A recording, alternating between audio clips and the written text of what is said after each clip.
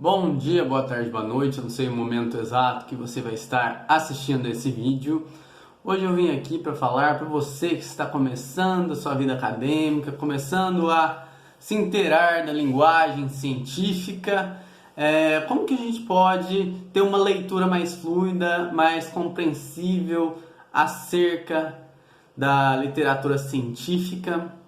Então eu estou aqui para dar algumas diquinhas para vocês a partir do que eu fui aprendendo no decorrer da minha vida acadêmica, da minha vida científica. Primeiro passo, gente, quando nos depararmos com algum texto, artigo, livro, capítulo de livro, tese, dissertação, é que busquemos inicialmente compreender quem é o autor daquela produção. A partir de que área que ele fala, a partir de que área de conhecimento, aquele conteúdo ele está inserido, se é um capítulo de livro, em que tipo de livro?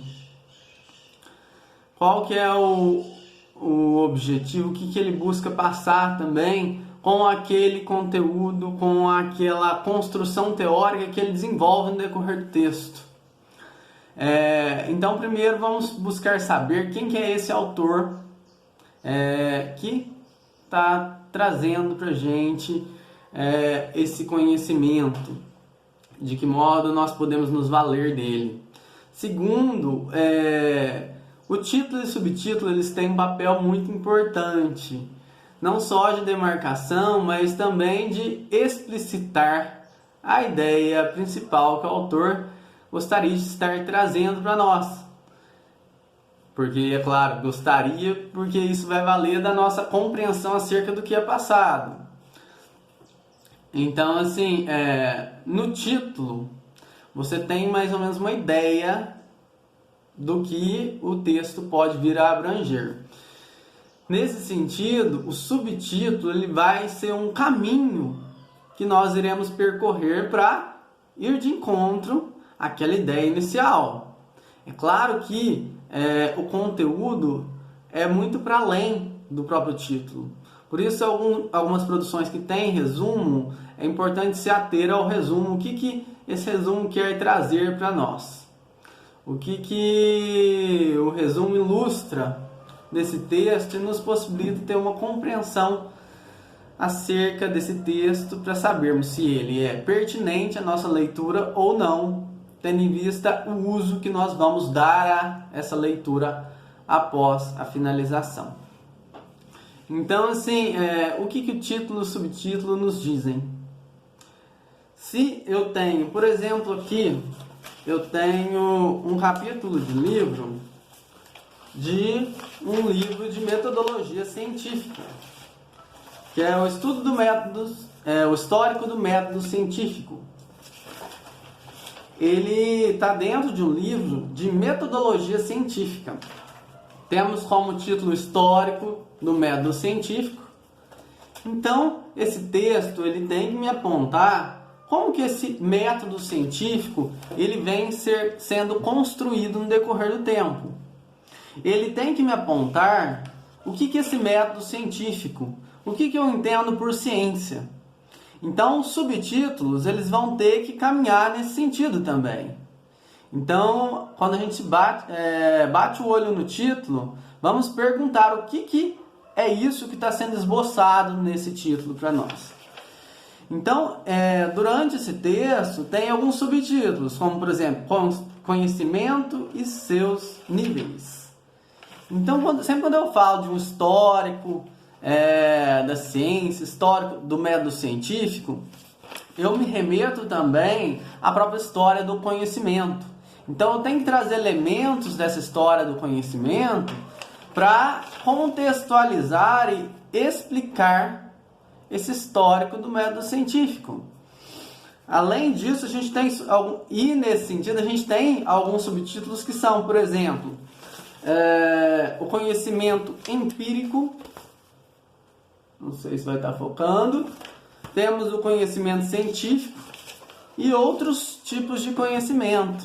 Nesse sentido, quando eu falo de um conhecimento empírico, eu tenho um subtítulo assim, eu tenho que explicar no meu texto, o autor teve que explicar no texto dele, o que é esse conhecimento empírico, quais as características desse conhecimento, de que maneira esse conhecimento pode ser observado.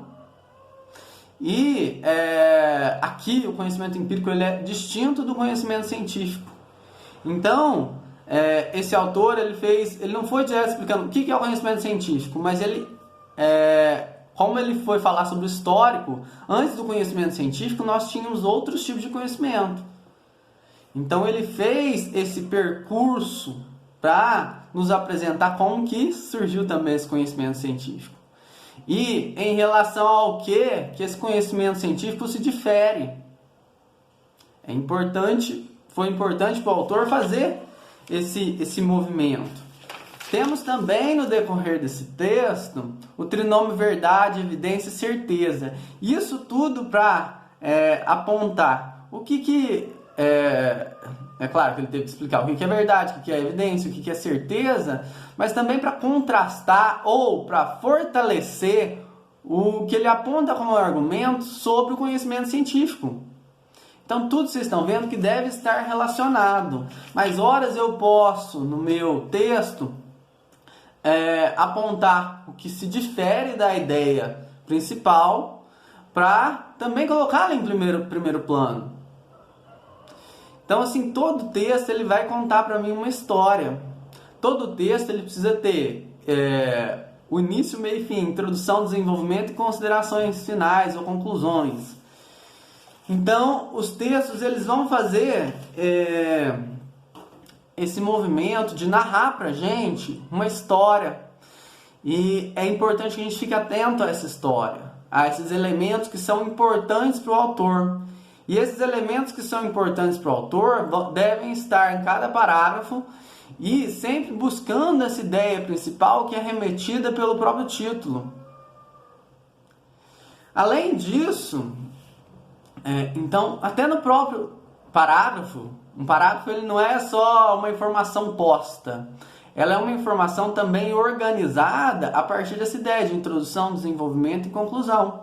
Um parágrafo ele tem que iniciar com uma frase que introduza ele e coloque ele em relação ao parágrafo anterior. Ao mesmo tempo, esse parágrafo ele tem que desenvolver o assunto.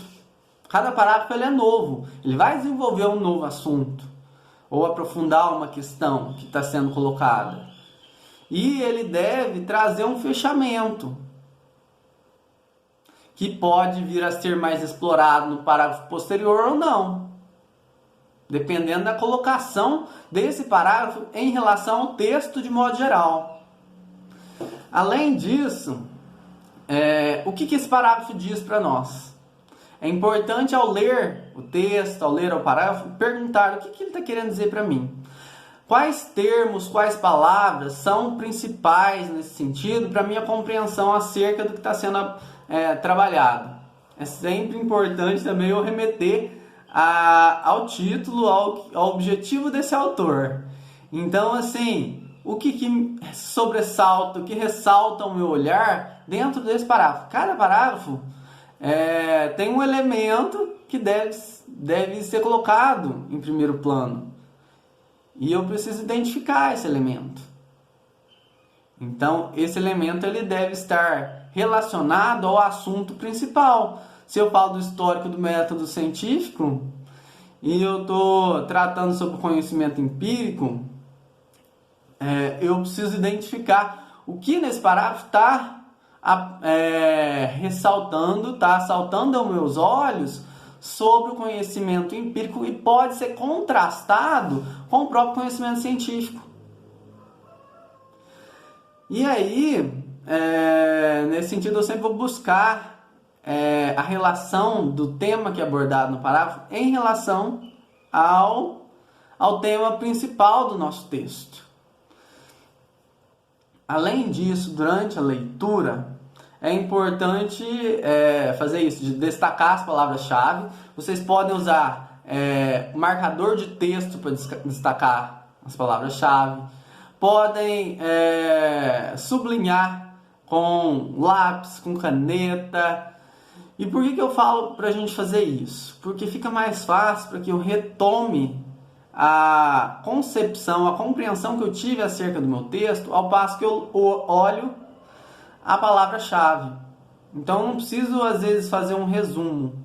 É claro que o resumo ele tem um outro papel aí também, é importante. Mas às vezes no ato de destacar algumas palavras-chave dentro do meu texto, que não quer dizer que eu vou estar destacando todo o parágrafo, aqui eu tenho alguns exemplos, né? É claro que às vezes eu destaquei algumas frases, né, que eram mais importantes para cada parágrafo. Então aí vocês poderem destacar. E quando vocês baterem o olho, isso possibilita com que vocês retomem aquela concepção, aquele argumento que foi posto, que foi colocado pelo autor. De que modo aquele argumento te tocou no momento da leitura, e você pode retomar isso para uma argumentação, seja na construção do seu próprio texto, seja no decorrer de alguma aula, de alguma atividade. Depois também temos questões nas quais, às vezes tem algum significado de palavra complicado dentro do parágrafo que eu estou lendo. Tem uma palavra que ela é bem dificilzinha de compreender, que eu não conheço ainda. Até porque às vezes eu não tenho o hábito de ler muito. Então eu posso optar por duas escolhas. Uma, buscar o significado dessa palavra no exato momento que eu estou lendo. Ou, se é apenas uma palavra e o contexto me oferece a compreensão sobre o parágrafo, eu posso prosseguir. Mas eu deixo uma marcação para, assim que eu terminar o texto, colocar a significação da palavra próxima a onde está a marcação e poder retomar a compreensão sobre aquela frase. Então, essa é uma possibilidade. Agora, essa palavra ela é muito importante, vale a pena que eu busque na internet e compreenda o significado dela, para que eu não passe desapercebido e depois, talvez eu não vou ter tempo, aí eu fico com uma compreensão bem superficial sobre o que eu estava lendo. Então a gente pode estar fazendo isso também, ou no momento ou depois. Em muitos momentos, às vezes, eu buscar pela internet já compreender o que é aquele significado e até grifar se eu considerar importante aquela palavra em relação à temática que está sendo abordada dentro do parágrafo em relação ao tema que está sendo discutido. Além disso, também temos a possibilidade de fazer mini resumos, que seria... Aqui eu faço, a gente pode fazer seta, alguns resuminhos no decorrer do texto. O que esses resumos eles ajudam a gente a se organizar em relação ao texto para poder argumentar depois, para poder se orientar em uma discussão. Então, eu lendo o resumo, eu já consigo retomar a leitura que eu fiz do texto. Então, às vezes, eu resumo em uma frasezinha o ponto principal daquele parágrafo. Isso já me ajuda a me organizar em relação à compreensão do texto de um modo geral. E aí é só ler novamente aquela minha frase que eu consigo retomar aquele argumento, aquela percepção. Então aí eu queria deixar essas dicas, essas ideias para vocês tentarem ter uma leitura mais fluida, mais compreensível e que vocês possam compreender ainda mais os textos, as produções científicas que vocês se dispõem a estudar ao passo que estão nessa vida acadêmica agora.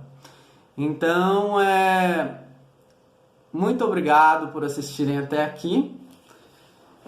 Estou também em outras redes aí, falando mais sobre psicologia, principalmente no Instagram, @csfilhopsi.